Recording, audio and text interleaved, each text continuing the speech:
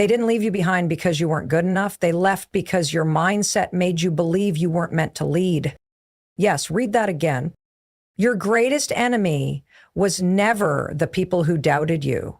It was the quiet, persuasive voice in your own head convincing you that you weren't capable, that you weren't worthy, that maybe you weren't meant to rise. And the worst part, you listened. It's time to kill that weak mindset, that part of you that flinches when challenge knocks, that inner voice that says, what if I fail, instead of what if I fly? That hesitation you feel before stepping into the room, before speaking your truth, before showing the world what you're really made of. That's not humility. That's weakness, and it's time to bury it. You see, mindset isn't just a buzzword. It's the foundation of your entire life. Every action you take, every goal you either chase or abandon, every relationship you cultivate or sabotage, it all flows from how you see yourself. If you see yourself as average, you'll live average. If you believe you're powerless, life will prove you right. But if you can reprogram your mind to believe, truly believe, that you are unstoppable, then nothing in this world can hold you back. Nothing. Your mindset is your greatest enemy or your strongest weapon. Everything begins in the mind. Every action you take, every risk you avoid, every opportunity you pursue or neglect, it all stems from the thoughts you entertain, the beliefs you carry, and the stories you keep telling yourself. Your life today, in its current form, is a reflection of your dominant mindset. And while it's easy to blame external circumstances, toxic people, or bad luck for your situation, the truth is often much harder to accept. Your own mind has played a bigger role in shaping your life than anything or anyone else. People don't usually fail because they lack intelligence, talent, or potential. They fail because their mindset has conditioned them to believe they can't win, they're not worthy, or success is for someone else. The internal dialogue running through your head day and night has the power to build you up or tear you down. And for most people, that inner voice is far more critical than empowering. It constantly replays past mistakes, magnifies flaws, doubts possibilities, and reinforces limitations. That's how the weak mindset operates. It convinces you that your current level is your ceiling, not a stepping stone. Your mindset influences how you interpret everything around you. Two people can go through the exact same event, and one sees it as a challenge to grow, while the other sees it as proof that life is unfair. That's not luck or personality, that's mindset. One chooses to find strength in adversity, while the other chooses to shrink. The event doesn't define them, their thinking does. That means the real battle is not against the world, it's against how you process and if you're walking through life with a weak mindset, you will constantly find reasons to hesitate, to doubt, and to quit. The weak mindset is sneaky. It doesn't show up in obvious ways. It wears the mask of realism, safety, and logic. It tells you you're just being careful when really you're being fearful. It says now's not the right time, when in truth, it's never the right time for someone trapped in doubt. It convinces you that your small steps are enough, that waiting is wise, that someone else is more qualified. And the more you feed that voice, the more control it gains over your decisions. Over time, you don't even recognize the change. You call them standards, boundaries, or priorities, when deep down, they're just fears dressed up to look responsible. The most dangerous part of a weak mindset is that it doesn't just slow you down, it changes your identity. When you think weak for long enough, you start to become weak. You no longer even consider bold moves, big dreams, or uncomfortable growth. You start to accept mediocrity as the standard, not the exception. You start to settle, not because you want to, but because you think you have no other choice. And once your identity shifts to align with weakness, breaking free becomes even harder. You begin to defend your limitations. You argue for your excuses. You build a case for why it's okay to stay where you are. But your mind doesn't have to stay weak. It can be trained. Just like a muscle, your mind grows stronger when you challenge it. When you force yourself to think beyond what's comfortable, when you question the old beliefs that held you back, when you stop entertaining the lies that say you're not enough, that's when the shift happens. The weak mindset dies the moment you stop giving it oxygen. Every strong thought, every courageous action, every brave decision, it's a hammer hitting the wall of mental weakness, cracking it piece by piece. It all starts with awareness. The moment you begin to separate your true self from the voice of doubt is the moment you regain control. That voice in your head is not you. It's a script written over years by fear, failure, rejection, and conditioning. You have the power to rewrite that script, but you must be willing to confront it, to challenge it, and to choose strength over and over again, even when it's uncomfortable, especially when it's uncomfortable. A strong mindset isn't about pretending to be fearless. It's about refusing to be controlled by fear. It's not about arrogance. It's about conviction. When your mindset is strong, you don't need the world to validate you. You validate yourself.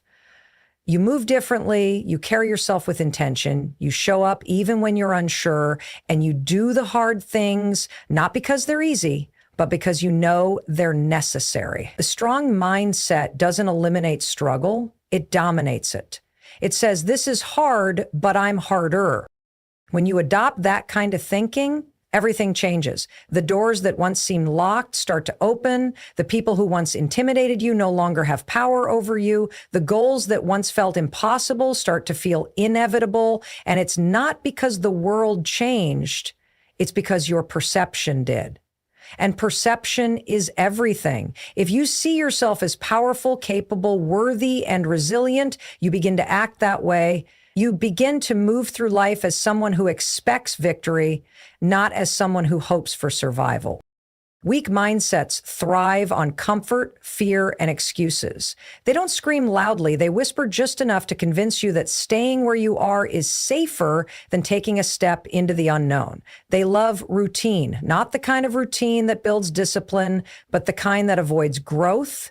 These mindsets tell you to hit the snooze button one more time, to wait until the right moment, to stay quiet instead of speaking up, and to choose easy over effort every single time. They exist in silence, and that's what makes them so dangerous. You don't even realize you're being ruled by one until you look around and your life hasn't moved an inch from where it was years ago. Comfort is the breeding ground of mediocrity, and the weak mindset is addicted to it. It doesn't want to stretch. It doesn't want to be challenged. It avoids discomfort like a disease. And the worst part is it will convince you that avoiding discomfort is logical. It will give you well-packaged reasons to stop trying, telling you that you're tired, that you've done enough for now, that other people have advantages you don't, that it's not your time yet. These lies don't sound like weakness. They sound like self-care, but they're not. They're mental traps that keep you stuck in a loop of avoidance and stagnation. Fear is the second fuel of a weak mindset. It feeds on doubt. It thrives when you overthink, when you imagine worst-case scenarios, when you let anxiety dictate your decisions. Fear doesn't always look like panic. It often looks like perfectionism. It disguises itself as waiting until you're ready, until you know more, until the conditions are perfect. But the truth is, fear will never give you a green light. It will keep moving the goalposts, and every time you delay action because you feel afraid, you reinforce the idea that fear is in charge. You make fear more powerful and your confidence more fragile. Weak mindsets worship fear. They don't fight it, they obey it. Excuses are the voice of the weak mindset. They show up every time you're faced with an opportunity to level up. Excuses give you an out when you should be stepping in. They tell you things like, I don't have time, I'm not that kind of person, that's just not me, or people like me don't do that. And every time you speak those words, you reinforce a belief that you are limited, that life is happening to you, not for you. The weak mindset needs excuses to survive, because without them, it would have to take ownership. And ownership requires courage, responsibility, and accountability. 3 things a weak mindset avoids at all costs. The most deceptive thing about a weak mindset is that it's comfortable. It feels good in the short term. It feels familiar. And that's why it's so hard to break. It offers instant relief from stress, from fear, from risk. But what it doesn't tell you is the long-term cost. The price you pay is your potential.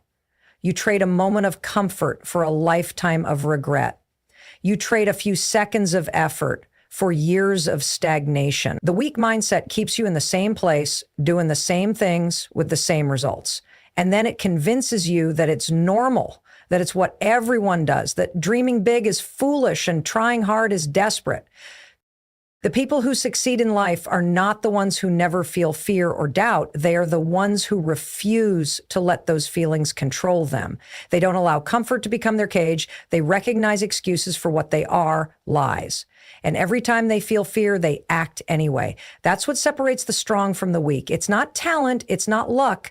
It's mental toughness. It's the willingness to step through fear instead of stepping back from it. It's the habit of doing hard things, not because they feel ready, but because they know it's the only way to grow. If you keep letting the weak mindset win, your life will always feel small. Not because you're small, but because your thoughts keep shrinking you. You'll pass on opportunities because they feel intimidating. You'll turn down challenges because they feel uncomfortable. You'll avoid risks because you can't guarantee the outcome. And in doing so, you'll slowly shrink your life to fit inside the narrow boundaries of fear and excuses. That's not living. That's existing in a mental prison you built yourself. Everything changes when you decide to stop feeding the weak mindset. It doesn't happen overnight, but it begins the moment you start choosing challenge over comfort, action over fear, responsibility over excuses. Every time you do something that scares you, but grows you, you chip away at the foundation of weak thinking. Every time you push past the voice that says, not today, you get a little stronger, and that strength compounds. It builds, it transforms how you see yourself. And when your identity shifts, your entire life shifts with it. Reprogramming your mind is essential for transformation. Nothing changes in your external life until something shifts internally. Your results are not determined by your goals or dreams alone. They're dictated by the thoughts you entertain consistently.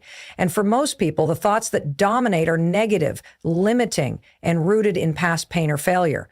That's why you can read books, attend seminars, watch motivational videos, and still feel stuck. It's not a lack of information. It's a lack of internal renovation. You can't install a new life on an old mental operating system.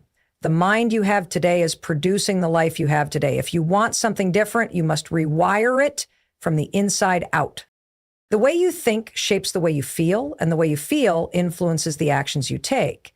If you constantly think in terms of limitation, fear, doubt, or insecurity, you'll naturally feel demotivated, anxious, uncertain, or apathetic.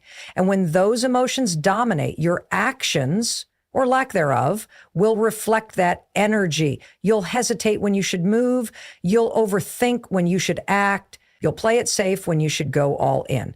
Reprogramming your mind isn't just about thinking positively. It's about rewiring the patterns that have kept you stuck for years.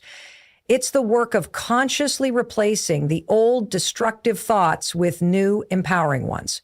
But it doesn't happen passively. It takes deep awareness and persistent effort.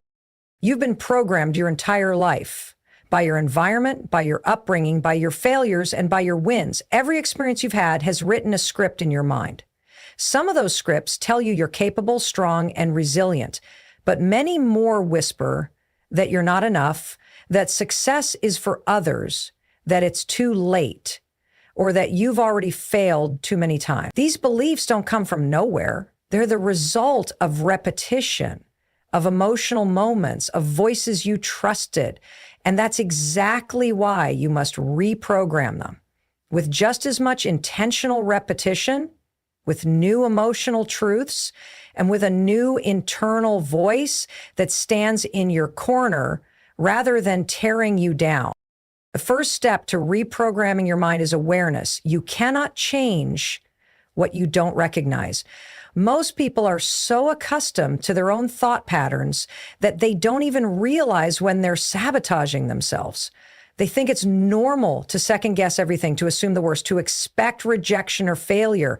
But normal doesn't mean healthy. Normal doesn't mean powerful. Once you begin to question your thoughts instead of blindly accepting them, you start to take your power back. You begin to ask, is this thought helping me or hurting me? And that question alone begins the process of mental transformation. The next step is replacement. You don't erase limiting beliefs, you replace them with empowering ones. Every time you catch yourself thinking, I can't, you replace it with, I will figure it out. Every time you hear yourself say, I'm not good enough, you improve that pattern and say, I'm improving every day. This is not about lying to yourself. It's about choosing a mindset that fuels your potential instead of draining it. Just like a garden, your mind will grow what you plant. If you plant seeds of doubt, you'll grow a life of hesitation. If you plant seeds of belief, you'll grow a life of bold action and breakthrough. Consistency is everything in this process. A single positive thought won't change your life any more than one workout will change your body. Reprogramming your mind is about building new mental muscles through daily repetition. You have to wake up and intentionally speak life into your day. You have to feed your mind the kind of content that supports your goals, not the kind that numbs you or reinforces your fears. You have to guard your mental space like your future depends on it, because it does. Just like any habit, strong thinking is a muscle you build, not a gift you're given. Another powerful strategy in reprogramming your mind is visualization. When you visualize your future self, confident, disciplined, successful, calm, you create a mental blueprint that your brain begins to work toward. The subconscious mind doesn't know the difference between reality and imagination. So when you vividly and emotionally imagine success, your brain starts to believe it's possible, even inevitable. That belief leads to aligned actions. And those actions lead to new outcomes, which reinforce your new mindset. It becomes a loop, but this time a powerful one. Affirmations, when used intentionally, are another tool in the reprogramming process. They're not magic words, but they are mental anchors. When repeated with belief and backed by action, they start to rewire your identity. Statements like, I am capable, I am focused, I am resilient, or I create value in the world, start to become internal truths when you say them enough and start acting in alignment with them. You're not just saying things to feel good. You're declaring a new reality over and over until your mind no longer recognizes the old one. Reprogram your mind also requires you to manage your environment. Who you spend time with, what you listen to, what you read, and what you expose yourself to daily all play a role in shaping your mindset. If you're around negativity, doubt, and small thinking all day, you're absorbing that energy whether you realize it or not. If you surround yourself with bold thinkers, high standards, and belief systems that push you to rise, your own thinking begins to elevate. Your mind is constantly learning from its environment, so create an environment that teaches it strength. You don't get the life you want just by wanting it. You get it by becoming the person who can handle it, build it, and sustain it. That requires a mental upgrade. The greatest form of personal development is not external, it's internal. When you master your thoughts, you master your emotions. When you master your emotions, you master your actions. And when you master your actions, you shape your destiny. Killing self-doubt is a war you must fight daily if you want to build the life you dream of. It's not a one-time battle. It's a constant confrontation with that inner critic that whispers, you're not enough, not smart enough, not talented enough, not worthy of success or happiness. Self-doubt is subtle, often disguised as humility or realism. It makes you question your ideas before they're born, your abilities before they're tested, your dreams before they're even written down. It's the mental parasite that grows every time you pause instead of push forward. Every time you listen to that voice, you feed it. And the more you feed it, the more it grows into your identity until you no longer see it as a voice, you see it as truth. It's important to understand that self-doubt is not rooted in reality, it's rooted in perception. You're not doubting your abilities, you're doubting your worthiness. And that's a lie. You weren't born with doubt. It was given to you through criticism, through rejection, through failure, through the small comments that left big scars. But what was planted can be uprooted. Just because you've lived with self-doubt doesn't mean you're married to it. You can cut the cord, but only if you stop treating it like a part of your personality. It's not who you are, it's what you've learned. And what you've learned can be unlearned. Self-doubt isn't always loud. Sometimes it's a whisper that says, what if you fail? Or what will people think? It's the hesitation before you speak your truth, the pause before you take a risk, the silence when you should be loud, the retreat when you should be advancing. It's the reason you stay in the background instead of taking the lead. It doesn't have to scream to be powerful. It just needs to be heard. And the moment you listen, it starts to take over. That's why the first step in killing self-doubt is awareness. You have to catch it in real time. You have to recognize the voice and call it out for what it is, a liar that's been living rent-free in your mind. The next step is confrontation. You don't overcome self-doubt by ignoring it. You confront it with evidence. Look at your wins. Look at your resilience. Look at every time you bounced back when life knocked you down.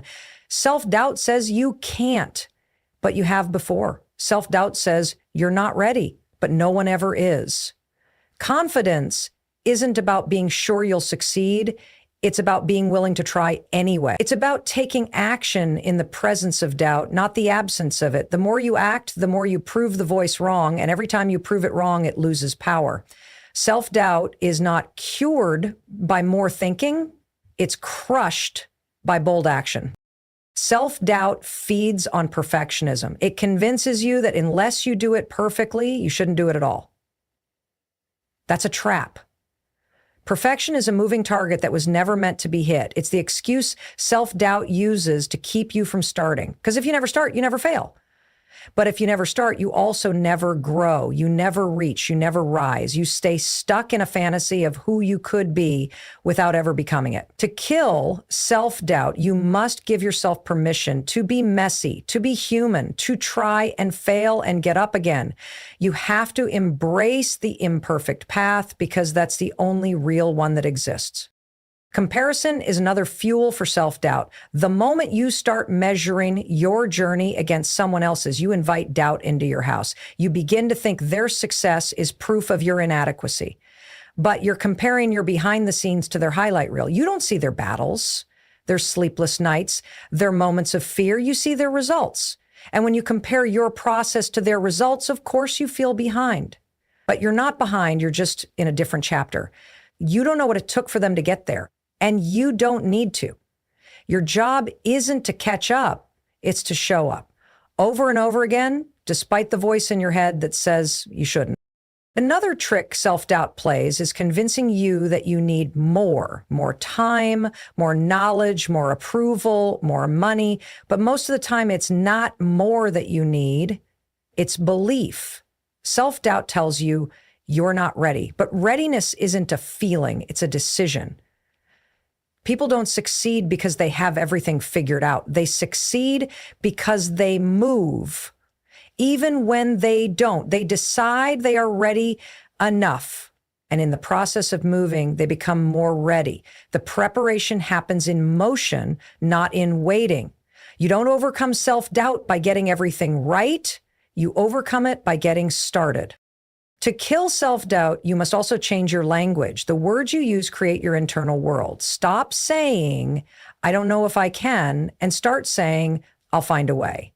Stop saying, I've never done this before, and start saying, this is my time to grow. Every sentence you speak is a vote for the mindset you want to build. You either speak life or you speak limitation. You either empower yourself or you reinforce the doubt.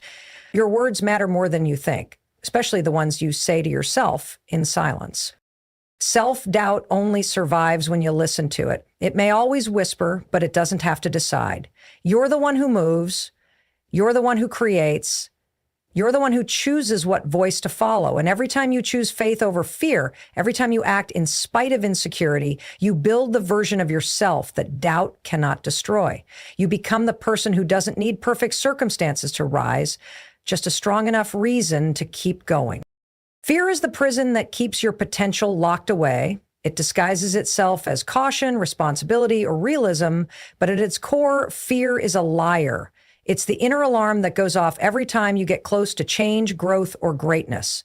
Fear is the mind's way of trying to keep you safe, but what it calls safety is often stagnation. The weak mindset thrives on fear because fear requires no action. It just needs a reason to retreat, a justification to stay small. Fear says, what if you fail? Fear says, what if they laugh? Fear says, what if it all goes wrong?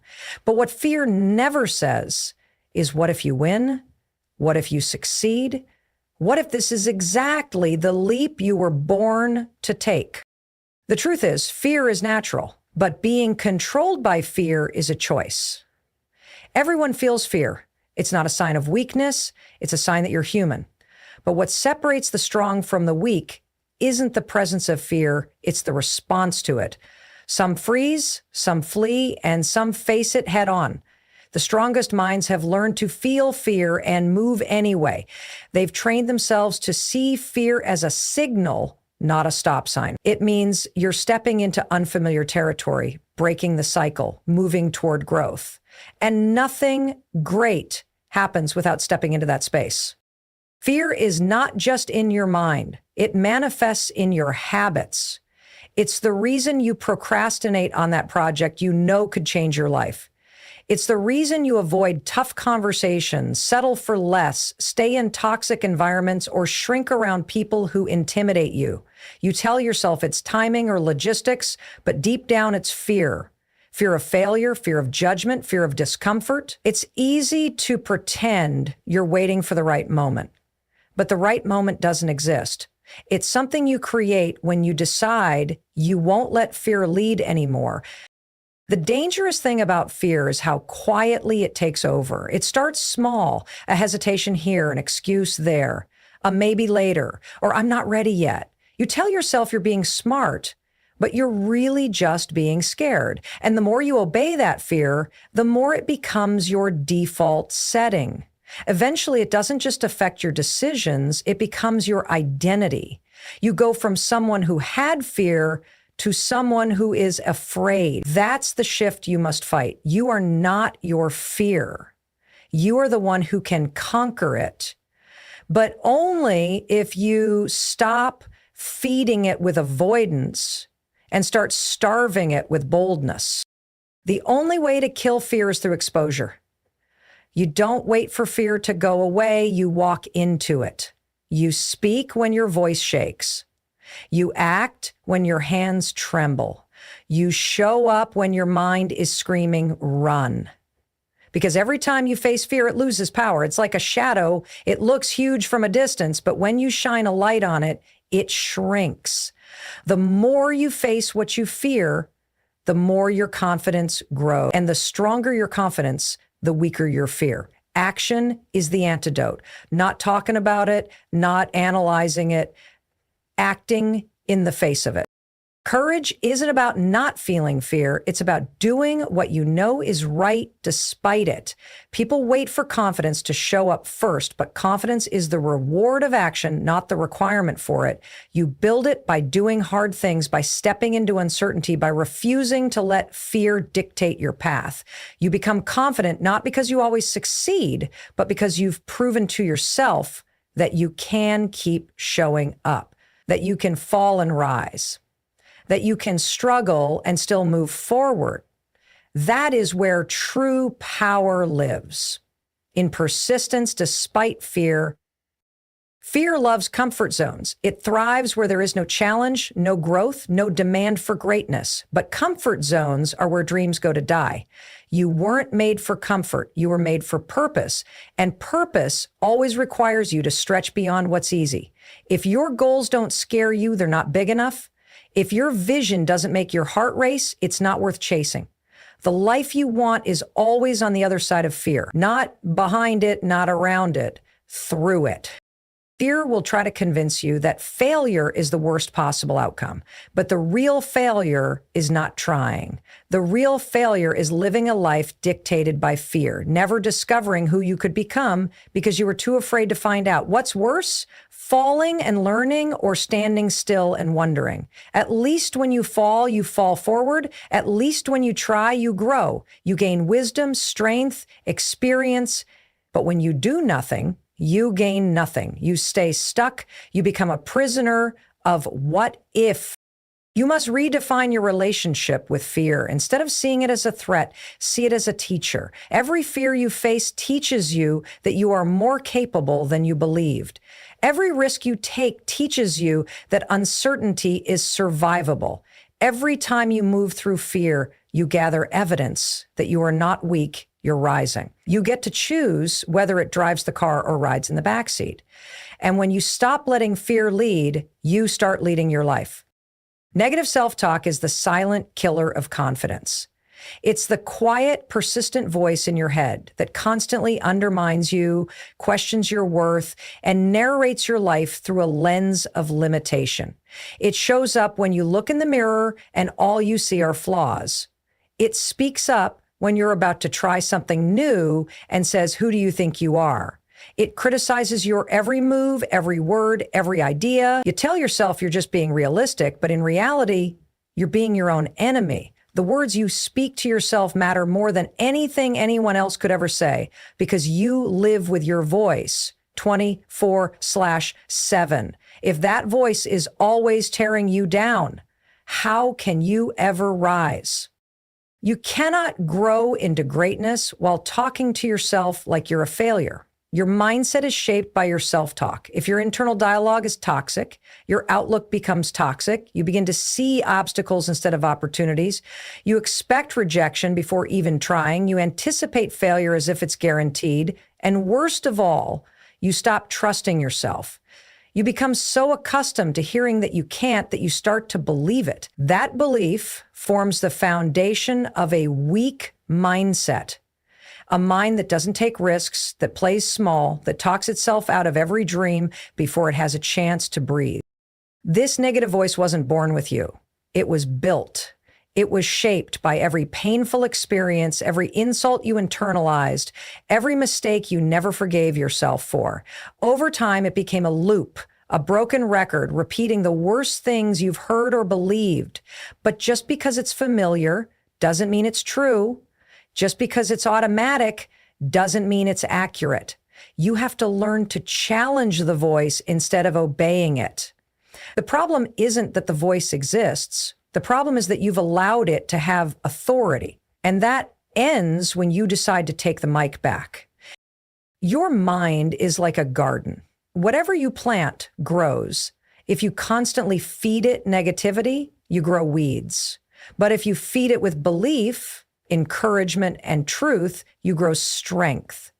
Positive self-talk isn't about lying to yourself or ignoring reality. It's about choosing a lens that empowers you. It's about saying, I've made mistakes, but I've also learned. Instead of, I always mess things up, it's about saying, I'm still growing, instead of, I'll never be good enough. The way you speak to yourself should inspire you, not injure you. If you wouldn't say it to someone you love, you shouldn't say it to yourself. Changing your self-talk starts with awareness. Begin noticing your internal dialogue like an observer. Catch the patterns, the phrases, the tone. Are you kind or cruel, encouraging or demeaning? Are you building yourself up or tearing yourself down? Awareness is the first step to transformation. You can't change what you're not aware of. Once you catch a negative thought, stop and ask, is this thought helping me or hurting me? If it's hurting, replace it. Interrupt the pattern, choose better words, speak power, not poison. It's not easy. Years of negative self-talk won't disappear overnight, but every time you choose a better thought, you lay a new brick, a stronger foundation, a mind that works for you instead of against you. Start small. Replace, I can't do this with, I'm learning to do this. Replace, I'm a failure with, I've faced setbacks, but I'm still in the game. These aren't just affirmations, they are truths you must learn to accept and reinforce. With time, they become your new default, a new loop, a voice that pushes you forward instead of holding you back. You also have to stop entertaining thoughts that don't belong to your future. If you want to become stronger, bolder, more confident, you can't keep repeating the narratives of fear and defeat. What you allow is what will continue. When a negative thought enters your mind, you have to reject it like a foreign object. You don't have to accept every thought that appears. You are not your thoughts. You have the power to shift, to silence, to replace. It's a discipline, a mental muscle you build every day. The people around you influence your self-talk too. If you're constantly around negativity, criticism, or doubt, it will seep into your own voice. Be intentional about who you let into your mental space. Surround yourself with voices that uplift you, challenge you to grow, and believe in your potential. Let their strength echo until it becomes your own. Let their belief be the spark that lights your own. Because sometimes we need others to speak life into us until we learn to speak it into ourselves. Don't underestimate the impact of language. Your words are seeds. They will grow into something. The question is, what are you planting every day? When you speak to yourself with faith, with courage, with compassion, you start to shift your entire reality. You start to walk differently, stand differently, dream differently. And eventually, you become the person who no longer tolerates the voice of limitation. You become the person who silences the inner critic, not because fear is gone, but because faith is louder. And that's when you start to win, not just externally, but internally, where every victory begins. Comfort is the quiet killer of ambition. It lulls you into believing that you're safe when in reality you're stuck. Comfort seduces you with ease, with predictability, with the promise of no pain. It tells you that you've done enough, that you're fine right where you are, that reaching higher isn't necessary. And slowly, almost invisibly, your dreams begin to fade, your potential begins to shrink, and the fire inside you dims. The comfort zone is where goals go to sleep and never wake up. It's the space where you avoid risk, avoid growth, and eventually avoid yourself. Because deep down, you know you were made for more, but you've chosen what's familiar over what's fulfilling. Every time you choose comfort over challenge, you're making a decision about your future. You're saying that staying where you are is more important than becoming who you're meant to be. But greatness never lives in comfort. It lives in struggle, in risk, in uncertainty. Growth is uncomfortable by design. You can't become stronger if you never push your limits. You can't build resilience if you're always avoiding resistance. The very things you fear, the hard conversations, the difficult choices, the bold steps, are the doorway to your next level. And yet most people never open that door because they're too afraid of what's on the other side. Comfort convinces you that peace comes from ease, but real peace comes from progress. It comes from knowing you're moving forward, even if it's slow. It comes from knowing you're not settling, not hiding, not pretending that mediocrity is enough. There is a deep, undeniable joy that comes from doing hard things, from pushing through resistance, from overcoming something you once thought you couldn't. That kind of fulfillment can never be found in a comfort zone. It's only found when you stretch, when you reach, when you chase something bigger than your fears.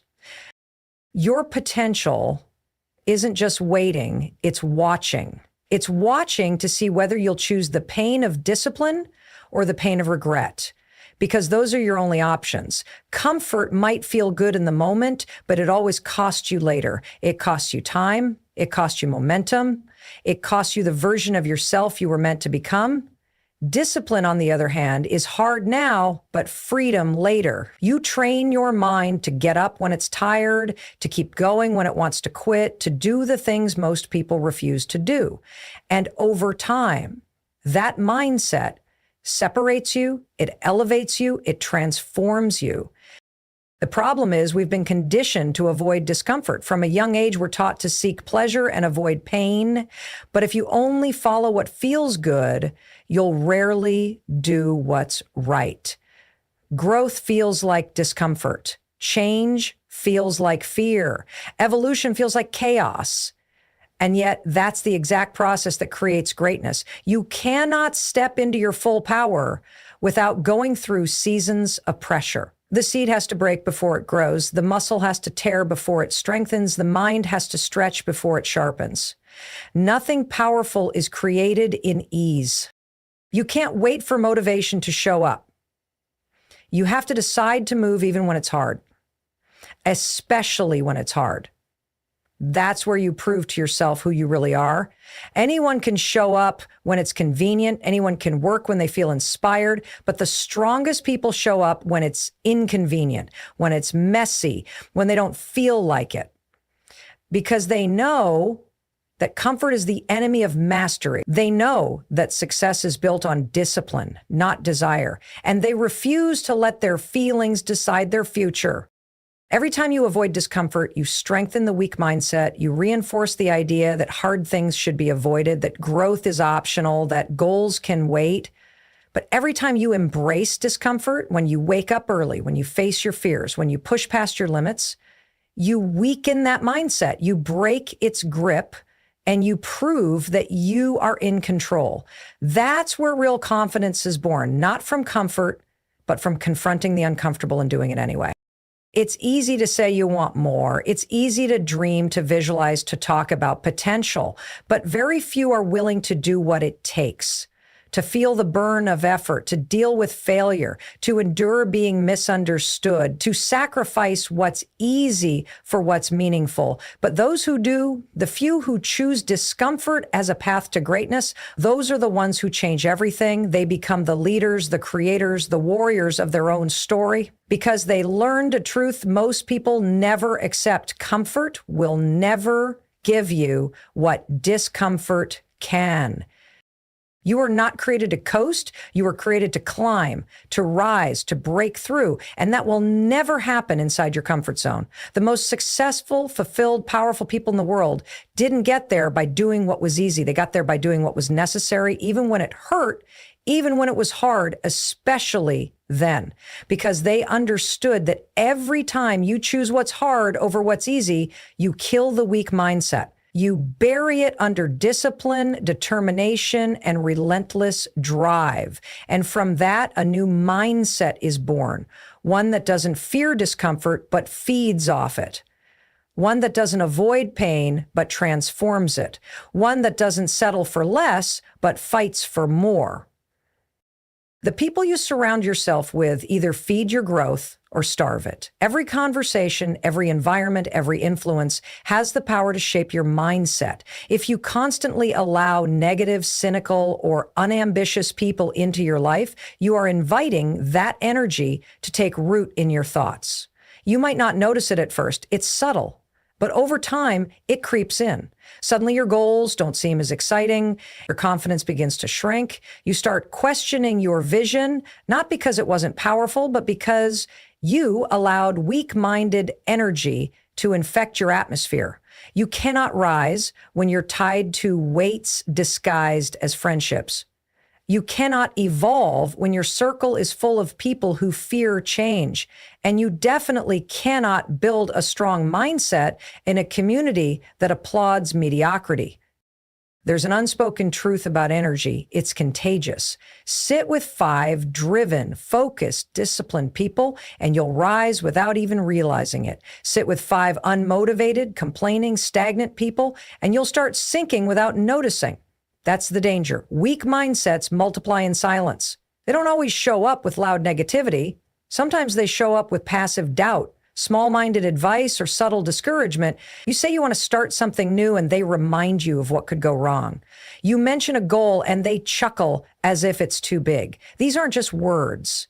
They're attacks on your belief system. And if you don't defend that belief with boundaries, your ambition will slowly bleed out. Who you allow into your life is a reflection of what you believe you deserve. If you tolerate environments where growth is mocked, then some part of you still doubts your own power, because a strong mindset doesn't just focus on personal discipline. It also builds protective walls around its energy. It says no to draining conversations. It distances itself from people who aren't evolving. It doesn't entertain gossip, pettiness, or jealousy, not because it's arrogant, but because it's focused. Because it understands that alignment matters more than attachment. Just because you've known someone for years doesn't mean they deserve a seat at your future table. Loyalty to your old life should never cost you your new one. You need people around you who challenge your comfort zone, not protect it. People who see your potential, not your past. People who push you when you hesitate, who remind you who you are when you forget, who hold you accountable when you get lazy. Iron sharpens iron. If you're the most driven person in your circle, it's time to upgrade your circle. If you always have to dim your light to make others comfortable, you're in the wrong room. Your environment should amplify your excellence, not require you to shrink for acceptance. The hard truth is, some of your relationships were formed during a version of you that no longer exists. And if you keep trying to evolve while staying surrounded by people tied to that old version, you'll feel stuck forever. Growth demands separation. It demands solitude sometimes, not because you're better than others, but because your journey requires different air, different fuel, different conversation. It's okay to outgrow people. It's okay to move on. It's not betrayal, it's alignment. Your life is too valuable to waste in places that no longer serve your mission.